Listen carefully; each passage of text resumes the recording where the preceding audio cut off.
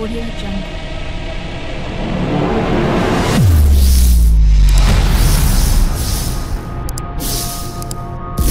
Que désigne la couleur d'un diamant?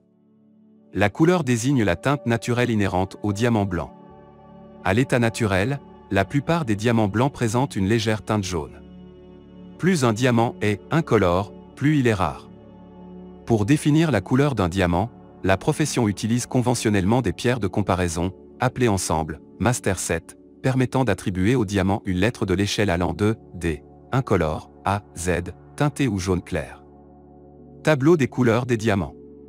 Pour ses bagues de fiançailles, Tiffany accepte uniquement les diamants dont le grade se situe entre incolore et presque incolore sur l'échelle de couleur des diamants. Autrement dit, Tiffany accepte uniquement des diamants de couleur D, E, F, G, H et I pour ses bagues de fiançailles. Les diamants dont la couleur se situe entre deux grades sont automatiquement classés au niveau inférieur dans l'échelle de couleur. Quelle importance revêt la couleur d'un diamant? La couleur est le deuxième critère le plus important des 4 C, car le degré de couleur influence directement l'apparence de la pierre. Les diamants avec un degré de couleur médiocre peuvent paraître légèrement jaunes, au lieu du blanc éclatant recherché. Par ailleurs, le laboratoire de gémologie de Tiffany rejette les pierres présentant une fluorescence marquée ou excessive, car cette dernière peut donner à la pierre soumise à la lumière naturelle une apparence laiteuse. Informations sur la couleur du diamant. La très grande majorité des diamants vendus en joaillerie ont une couleur qui varie de l'incolore parfait à une légère teinte de jaune.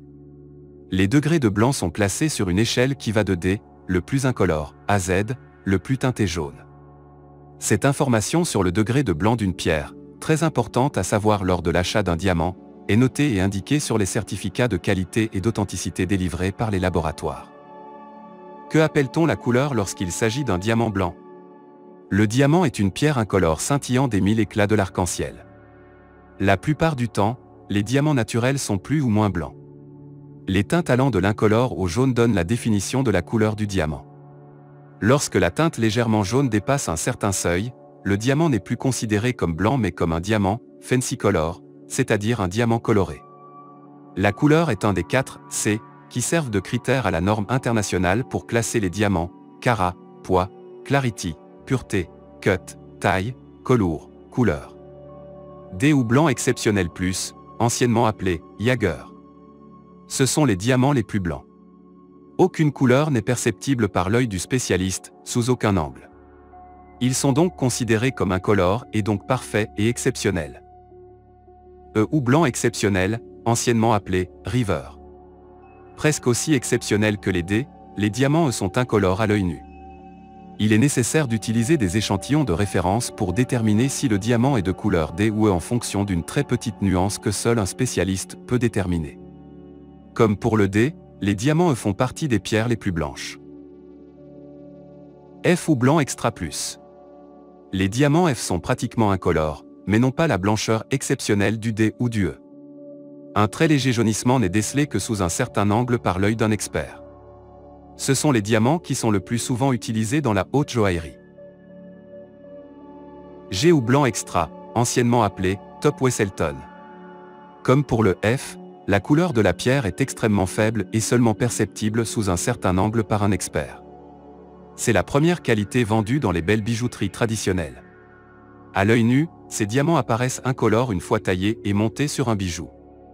Exigé pour ces couleurs de DAG un certificat indépendant et reconnu attestant de la qualité de ces blancs rares. H ou blanc, anciennement appelé Wesselton. Même si la couleur des diamants H n'est pas visible de face, elle est particulièrement nette quand un expert la regarde de côté. La teinte de jaune reste néanmoins très faible et n'est vraiment perceptible à l'œil nu qu'en comparaison avec un diamant supérieur une fois monté.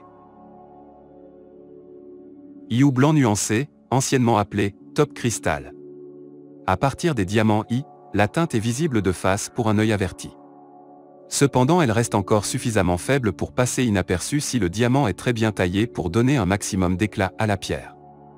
Ce sont de très beaux diamants blancs, dits Near Color, au-dessus de la qualité dite commerciale. Certificat toujours recommandé pour les diamants blancs supérieurs à 1 carat. J ou blanc nuancé, anciennement appelé cristal. Les diamants J, comme les I, ont une teinte visible de face par un œil exercé, les diamants J paraissent plus chauds et plus doux à l'œil. La teinte jaune peut être contrebalancée par un sertissage sur une monture en or jaune. KL ou légèrement teinté, anciennement appelé top cap.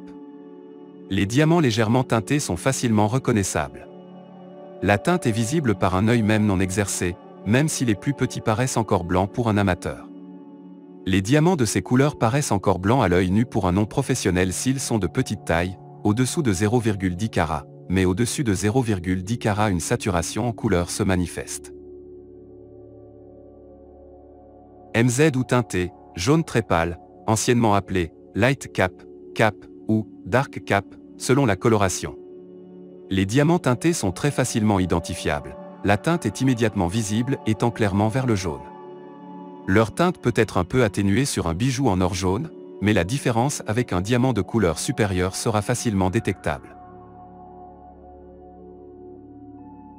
Conseil du diamantaire.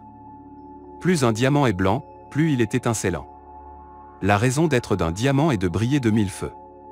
C'est pourquoi en tant que diamantaire, nous vous recommandons d'être très exigeant sur ce critère, même si en premier lieu, il faut déjà vous assurer de choisir un diamant avec une belle qualité de taille, noté excellent ou very good par les certificats GIA, HRD ou IGI.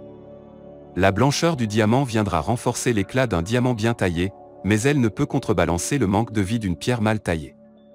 Enfin, si vous devez faire un compromis entre la couleur et la pureté, nous vous recommandons de privilégier la blancheur de la pierre à sa pureté, à condition de ne pas descendre dans des puretés inférieures à SI2, voire SI1 pour les pierres à partir de 0,70 carats.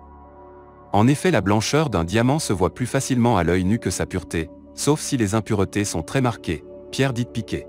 P1, P2, P3, P4, aussi appelés I1, I2, I3 et I4. Le choix de la couleur de la pierre dépend de la couleur du métal sur lequel le diamant sera serti.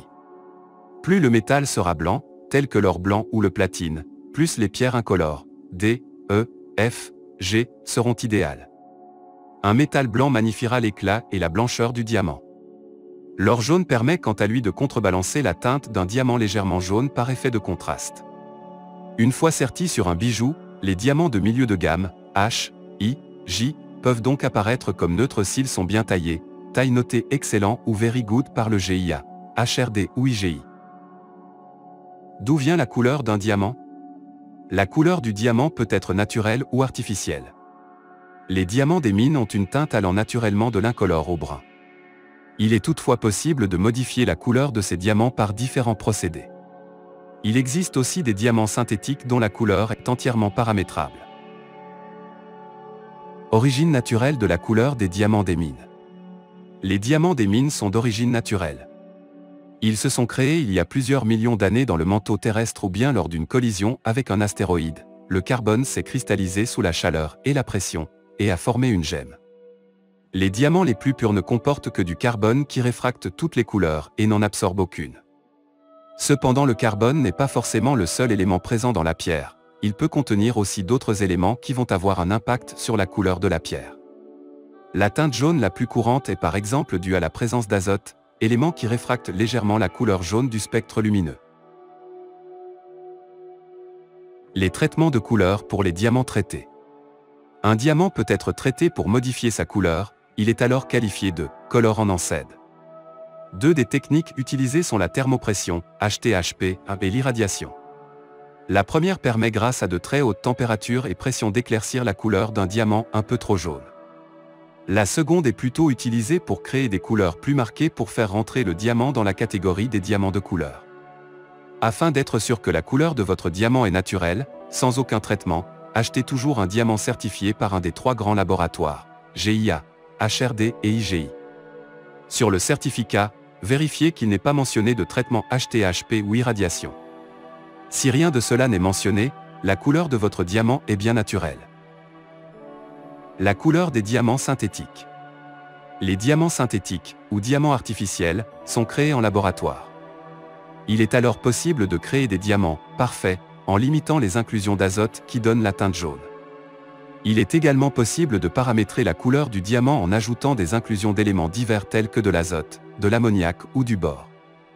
Il est aussi possible de faire des couleurs qui n'existent pas dans la nature. Afin d'être sûr que votre diamant est bien d'origine naturelle, et non pas de synthèse, achetez toujours un diamant certifié par un des 3 grands laboratoires, GIA, HRD et IGI. Sur le certificat, vérifiez qu'il est bien mentionné « Natural Diamond », diamant naturel. Pour observer la couleur d'un diamant, il est conseillé d'avoir les yeux reposés. Il n'est pas obligatoire d'utiliser une loupe, même si celle-ci est une aide bienvenue et facilite l'observation des gemmes.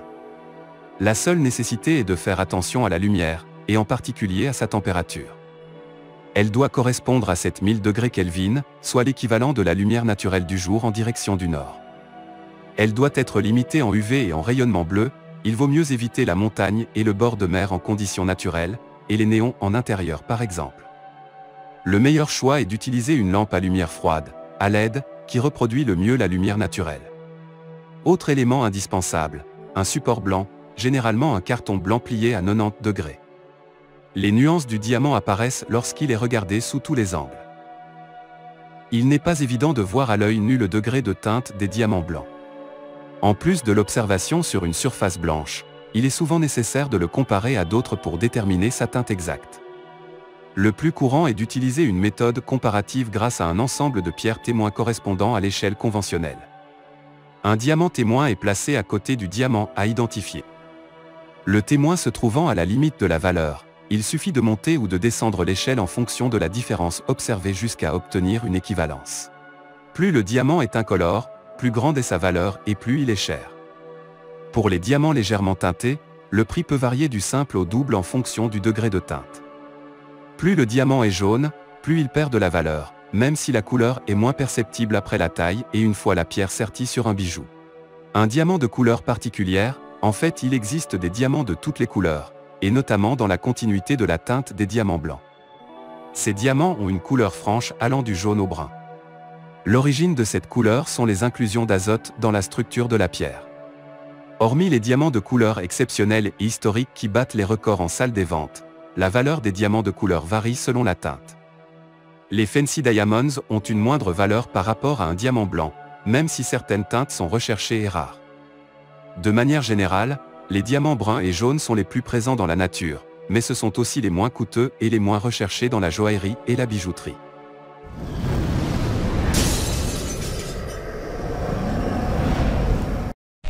Audio Jungle.